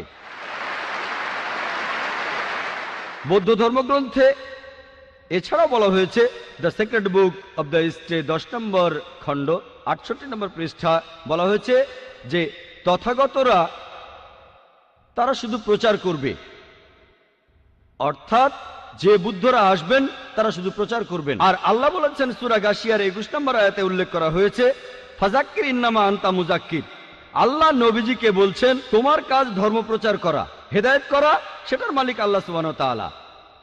এছাড়াও আছে secret book of the stay 10 নম্বর খণ্ড 67 নম্বর পৃষ্ঠায় যে স্বর্গে যেতে হলে তোমার ভালো কাজগুলোরও প্রয়োজন হবে, তোমার ভালো কাজগুলোরও প্রয়োজন হবে তুমি যদি স্বর্গে যেতে চাও। আল্লাহ কোরআনে বলছেন সূরা আসরের 1 থেকে 3 নম্বর আয়াতে, ওয়াল আসর ইন্নাল ইনসানা লাফি খুসর ইল্লাল্লাযিনা আমানু ওয়া আমিলুস সলিহাতি ওয়া তাওয়াসাউ বিল হাক্কি ওয়া তাওয়াসাউ বিস সবর। অর্থাৎ দুর্ভোগ তাদের যারা সামনে ও পেছনে লোকের নিন্দা করে, তারা বাদে যাদের বিশ্বাস আছে, ন্যায়নিষ্ঠতা আছে, যারা মানুষকে সত্যের পথে আনে, যারা মানুষকে ধৈর্য আর অধ্যবসায়ের পথে আনে। বেহেশতে যাওয়ার জন্য একটা শর্ত হলো আমালিস সলিহাত, ন্যায়নিষ্ঠতা, যে কথা বৌদ্ধ ধর্মগ্রন্থ আছে। এছাড়াও ধম্মপটে উল্লেখ করা আছে মাত্তই সুত্তা 151। এখানে সর্বশেষ বুদ্ধ বা মাইত্রীর বর্ণনা দেওয়া আছে। বলা হয়েছে তিনি হবেন মানুষ জাতির প্রতি করুণা, তিনি হবেন ভদ্র, তিনি হবেন মানুষের জন্য দৃষ্টান্ত, তিনি হবেন দয়ালু, আর তিনি হবেন সত্যবাদী। এই সব কথাগুলো খাটে শুধুমাত্র সর্বশেষ ও চূড়ান্ত নবী মুহাম্মদ সাল্লাল্লাহু আলাইহি সাল্লামের বেলায়। এই হলো সংক্ষেপে বৌদ্ধ ধর্মগ্রন্থে মুহাম্মদ সাল্লাল্লাহু আলাইহি সাল্লামের বর্ণনা। আসুন দেখি ইহুদি আর খ্রিস্টানদের ধর্মগ্রন্থে মুহাম্মদ সাল্লাল্লাহু আলাইহি সাল্লাম সম্পর্কে কি বলা হয়েছে। ইহুদি আর খ্রিস্টানদের ধর্মগ্রন্থ আমরা জানি বাইবেলের দুটো খণ্ড, একটা হলো ওল্ড টেস্টামেন্ট, অন্যটা নিউ টেস্টামেন্ট। এই বাইবেল ক্যাথলিক খ্রিস্টানদের মতে এতে ৭৩টা বই আছে, আর প্রোটেস্ট্যান্টদের মতে তারা 7টা বই বাদ দিয়েছে ইহুদিদের ধর্মগ্রন্থ ওল্ড টেস্টামেন্ট থেকে, তাই তাদের বাইবেলে আছে ৬৬টা বই। এদিকে ক্যাথলিক আর প্রোটেস্ট্যান্টদের নিউ টেস্টামেন্ট, সেখানে ২৭টা বই আছে, কিন্তু ক্যাথলিকদের মতে ওল্ড টেস্টামেন্টে আছে ৪৬টা বই, প্রোটেস্ট্যান্টদের মতে সেখানে ৩৯টা বই আছে। ওল্ড টেস্টামেন্টে সেই সব নবীর কথা বলা হয়েছে যারা ঈসা আলাইহিস সালামের আগে এই দুনিয়ায় এসেছিলেন, আর নিউ টেস্টামেন্ট সেখানে যীশু খ্রিস্টের জীবন আর তার সময়ের কথা বলা হয়েছে। আমরা প্রথমে ইহুদিদের ধর্মগ্রন্থে নবীজির বর্ণনা নিয়ে কথা বলবো। ওল্ড টেস্টামেন্টে উল্লেখ করা হয়েছে বুক অব ডিউটেরোনমি 18 নম্বর অধ্যায়ের 18 নম্বর অনুচ্ছেদে বলা হয়েছে, মহান ঈশ্বর বলেছেন, আমি একজন নবীকে পাঠাবো তোমার ভাইদের মধ্য থেকে যে তোমার মতো হবে, আমি তাকে ধর্ম প্রচার করতে বলবো, সে আমারই আদেশে সব কথা বলবে। এখানে বলা হয়েছে আমি একজন নবী পাঠাবো তোমার ভাইদের মধ্য থেকে যে তোমার মতো হবে, মুসা আলাইহিস সালামের মতো হবে। আর খ্রিস্টানরা এখানে বলে যে এই কথাগুলো বলা হচ্ছে যীশু খ্রিস্ট বা ঈসা আলাইহিস সালাম সম্পর্কে। তাদের যদি বলি যে এটা কিভাবে যীশু খ্রিস্ট সম্পর্কে বলছে, তারা তখন বলে যে এটা বলা হয়েছে যে নবী আসবেন তিনি মুসা আলাইহিস সালামের মতো হবেন, আর ঈসা আলাইহিস সালাম ছিলেন মুসা আলাইহিস সালামের মতোই। তারপর যদি প্রশ্ন করি তাদের মিলটা কোথায়, তারা তখন বলে যে মুসা আর ঈসা আলাইহিস সালাম তারা দুজনেই আল্লাহর নবী ছিলেন, আর তারা দুজনে ইহুদি। সেজন্য এখানে বলা হয়েছে যিশু আর ঈসা আলাইহিস সালাম সম্পর্কে। এই দুটো ব্যাপার মিলে গেলেই যদি এমনটা দাবি করা হয় যে যীশু খ্রিস্টই হলেন সেই নবী, তিনি ইহুদি ছিলেন আর আল্লাহর নবী ছিলেন, তাহলে বাইবেলে যতজন নবীর কথা আছে মুসা আলাইহিস সালামের পরে সবার ক্ষেত্রে এই কথা খাটে। যেমন ধরেন নবী Sulaiman, Ezekiel, Isaiah, Daniel, Hosea, Joel, John the Baptist, তারা সবাই শান্তিতে থাকুন, তারা সবাই আল্লাহর নবী আর তারা সবাই ইহুদি, সবার ক্ষেত্রে এই কথা খাটে। যদি ভালো করে দেখেন তাহলে বুঝতে পারবেন এই ভবিষ্যৎবাণীটা সবচেয়ে বেশি মিলে যায় আমাদের নবীজি মুহাম্মদ সাল্লাল্লাহু আলাইহি সাল্লামের সাথে। আসুন দেখি ভবিষ্যৎবাণীটা কি বলছে। এখানে বলা হয়েছে আমি একজন নবী পাঠাবো তোমার ভাইদের মধ্য থেকে যে তোমার মতো হবে, মুসা আলাইহিস সালামের মতো হবেন।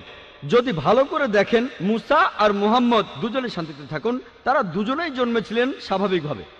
তবে যিশু বা ঈসা আলাইহিস সালাম স্বাভাবিকভাবে জন্মাননি, তিনি কোনো পুরুষের ঔরসজাত হয়ে জন্মাননি।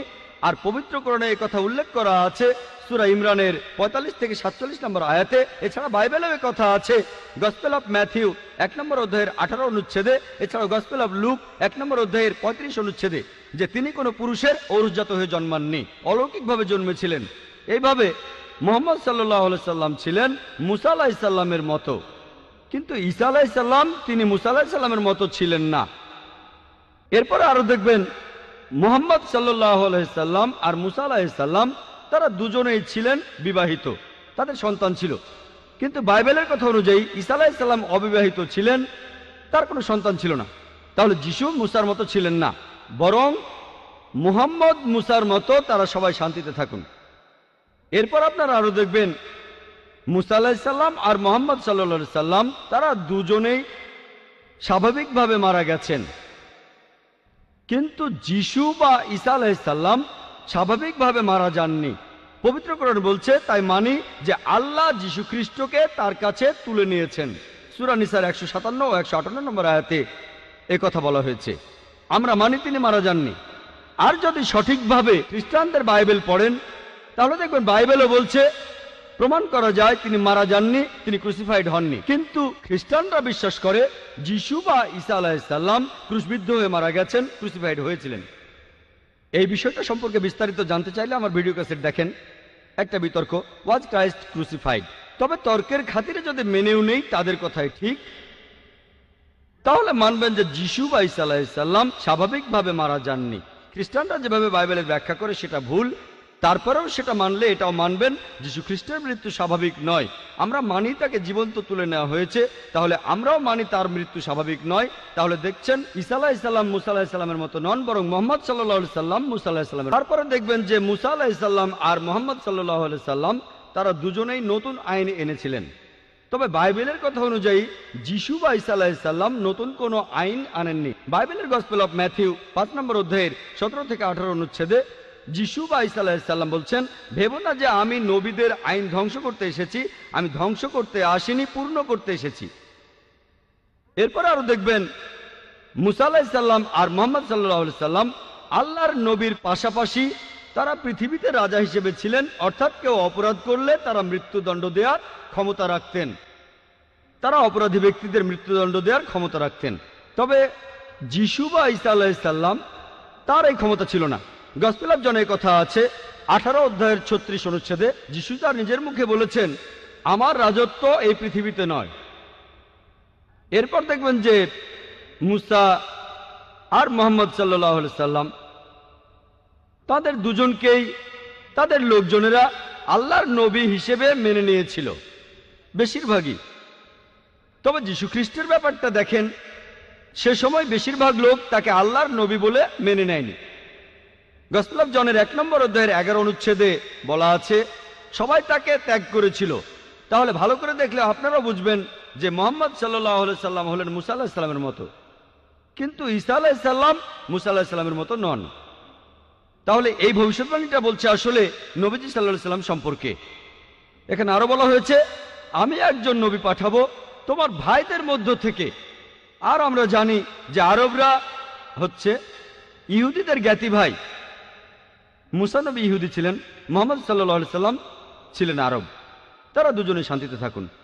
তাহলে আরব আর ইহুদিরা জ্ঞাতি ভাই। এরপর এখানে আরো বলা হয়েছে, আমি একজন নবী পাঠাবো তোমার ভাইদের মধ্য থেকে, যে হবে তোমার মতো, আর সে আমার কথা মতো ধর্ম প্রচার করবে, সে আমার আদেশ পালন করবে। আমরা জানি যে মুহাম্মদ সাল্লাল্লাহু আলাইহি সাল্লাম আল্লাহ তাআলার কাছ থেকে ওহী পেয়েছিলেন, আর যা শুনেছিলেন সেটাই তিনি প্রচার করেছিলেন, যেন তার মুখ দিয়ে আল্লাহর কথাই বের হচ্ছে, আর আল্লাহর আদেশে তিনি এসব করেছিলেন। তাই এই ভবিষ্যৎবাণীতে আসলে সর্বশেষ নবী মুহাম্মদ সাল্লাল্লাহু আলাইহি সাল্লাম সম্পর্কে বলা হয়েছে। এরপরের অনুচ্ছেদ বলছে, বুক অব ডিউটেরোনমি 18 নম্বর অধ্যায়ের 19 অনুচ্ছেদ বলা হয়েছে যে তোমরা যদি আমার কথা না মানো তাহলে আমি তোমাদের উপরে প্রতিশোধ নেব। তার মানে যারা এই নবীর কথা মানবে না, যে নবী আসবেন অর্থাৎ মুহাম্মদ সাল্লাল্লাহু আলাইহি সাল্লাম, আল্লাহ তাদের উপর প্রতিশোধ নেবেন। এরপরে উল্লেখ আছে বুক অব আইজায়া 29 নম্বর অধ্যায়ের 12 নম্বর অনুচ্ছেদে বলা হয়েছে যে আসমানি কিতাব দেয়া হবে তাকে যে শিক্ষিত নয়। কিতাব দেয়া হবে সেই নবীকে যে শিক্ষিত নয়। তাকে যখন বলা হবে এটা পড়ো, আমি প্রার্থনা করছি, সে তখন বলবে আমি পড়তে জানি না। আর আমরা জানি নবীজি সাল্লাল্লাহু আলাইহি সাল্লামের কাছে যখন প্রথম ওহী আসলো, ফেরেশতা জিবরাইল আলাইহিস সালাম তাকে বললেন ইকরা, পড়ো। আমাদের নবীজি মুহাম্মদ সাল্লাল্লাহু আলাইহি সাল্লাম বললেন মা আনা বিকারি, যার অর্থ আমি পড়তে জানি না। এভাবে বুক অব আইজায়ার 29 নম্বর অধ্যায়ের 12 নম্বর অনুচ্ছেদের ভবিষ্যৎবাণীটা সত্যি হলো যে আসমানি কিতাব যে নবীকে দেয়া হলো সে শিক্ষিত নয়। আমরা জানি যে মুহাম্মদ সাল্লাল্লাহু আলাইহি সাল্লাম নিরক্ষর ছিলেন, তিনি ছিলেন উম্মি। আর যখন তাকে বলা হবে পড়ো, তিনি তখন বলবেন আমি পড়তে জানি না। নবীজি সেটাই বলেছিলেন মা আনা বিকারি। এছাড়া ওল্ড টেস্টামেন্টের নবীজি সাল্লাল্লাহু আলাইহি সাল্লামের কথা নাম ধরেও উল্লেখ করা হয়েছে।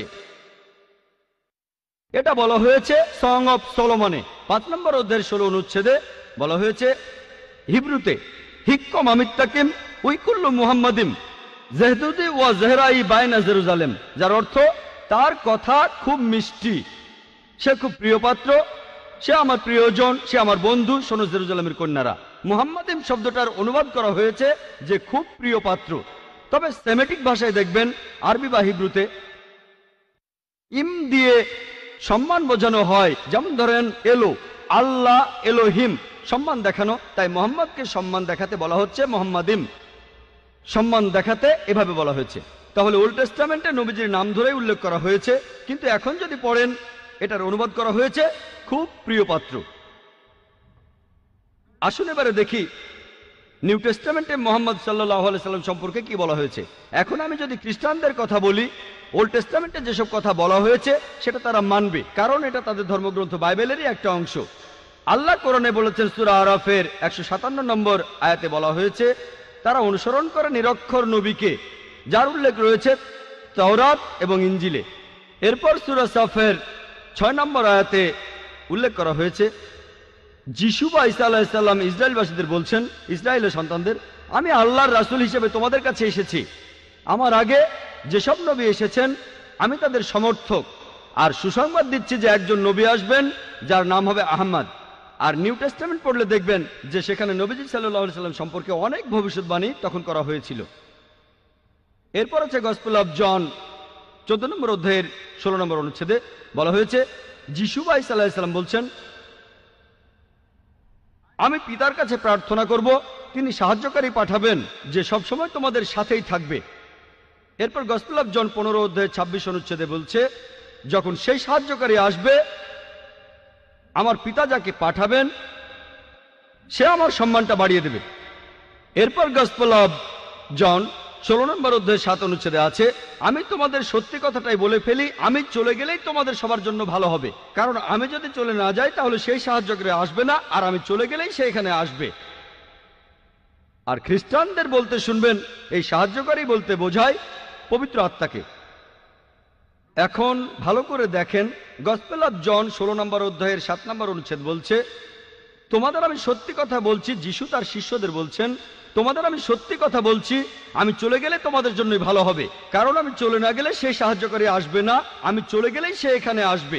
সাহায্যকারীর পৃথিবীতে আসার শর্ত হলো যে যিশু বা ঈসা আলাইহিস সালাম চলে যাবেন, তিনি চলে গেলেই সাহায্যকারী তারপর এখানে আসবেন। আমরা জানি যে পবিত্র আত্মা তখনও ছিল যিশুকে যখন ব্যাপটাইজ করা হয়, এমনকি যীশু খ্রিস্ট জন্মানোর আগেও পবিত্র আত্মা সেখানে ছিল যখন তিনি মায়ের গর্ভে ছিলেন। অনেক জায়গায় বাইবেল কথা বলা হয়েছে, তাহলে এই সাহায্যকারী আসলে পবিত্র আত্মা হতে পারে না।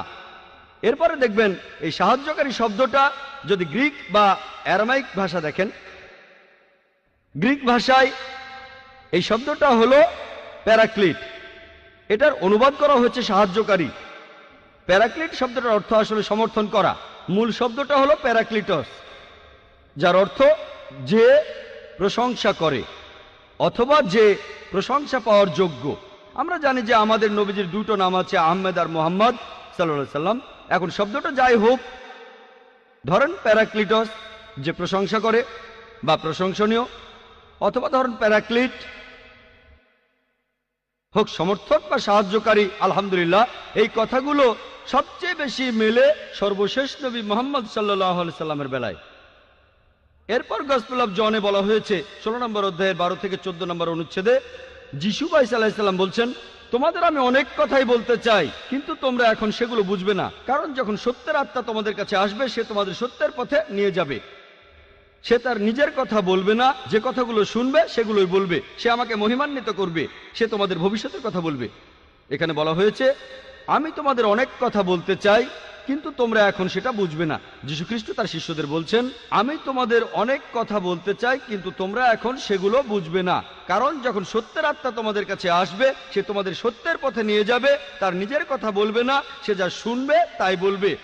আমরা জানি নবীজির কাছে যে ওহী এসেছিল তিনি সেটাই বলেছিলেন, সে তার নিজের কথা বলবে না, যে কথাগুলো শুনবে সেগুলোই বলবে, সে তোমাদের ভবিষ্যতের কথা বলবে, সে আমাকে মহিমান্বিত করবে।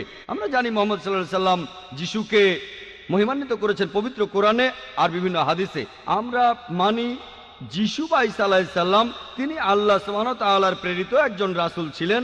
আমরা মানি যে যিশু বা ঈসা আলাইহিস সালাম হলেন মসিহ অর্থাৎ খ্রিস্ট। বিশ্বাস করি যে তিনি অলৌকিকভাবে জন্মেছিলেন কোনো পুরুষের হস্তক্ষেপ ছাড়াই, যেটা অনেক আধুনিক খ্রিস্টান বিশ্বাস করে না। বিশ্বাস করি তিনি আল্লাহর আদেশে মৃত মানুষকে জীবিত করেছেন। বিশ্বাস করি তিনি আল্লাহর আদেশে জন্মান্ধ কুষ্ঠরোগীদের সুস্থ করেছেন। তাহলে নবীজি মুহাম্মদ সাল্লাল্লাহু আলাইহি সাল্লাম যিশু খ্রিস্টকে মহিমান্বিত করেছিলেন। তাহলে এই ভবিষ্যৎবাণীটাও আসলে আমাদের নবীজি মুহাম্মদ সাল্লাল্লাহু আলাইহি সাল্লাম সম্পর্কে বলছে। এই হলো সংক্ষেপে ইহুদি আর খ্রিস্টানদের ধর্মগ্রন্থে আমাদের নবীজির বর্ণনা। সময়ের স্বল্পতার কারণে এখানে আমি অনেক উদ্ধৃতির কথা বলিনি। এটা হলো সংক্ষেপে বিশাল আইসবার্গের মাথাটা। আমাদের নবীজি মুহাম্মদ সাল্লাল্লাহু আলাইহি সাল্লাম বিভিন্ন ধর্মগ্রন্থে তার সম্পর্কে কি বলা হয়েছে। আমার লেকচার শেষ করার আগে কোরআন থেকে একটা উদ্ধৃতি দেব। সূরা কাউসারের 1 থেকে 3 নম্বর আয়াতে আল্লাহ বলেছেন, ইন্না আতাইনা কাল কাউসার ফাসাল্লি লিরাব্বিকা ওয়ানহার ইন্না শানিয়াকা হুয়াল আবতার। অর্থাৎ আমি তাকে দিয়েছি কল্যাণের প্রাচুর্য কাউসার, আর তুমি কোরবানি করো, প্রতিপালকের নামে সালাত আদায় করো। যদি কেউ তোমাকে ঘৃণা করে মুহাম্মদ সাল্লাল্লাহু আলাইহি সাল্লামকে, সেই ব্যক্তি তখন নির্বংশ হয়ে যাবে। ওয়া আখিরু দাওয়ানা আলহামদুলিল্লাহি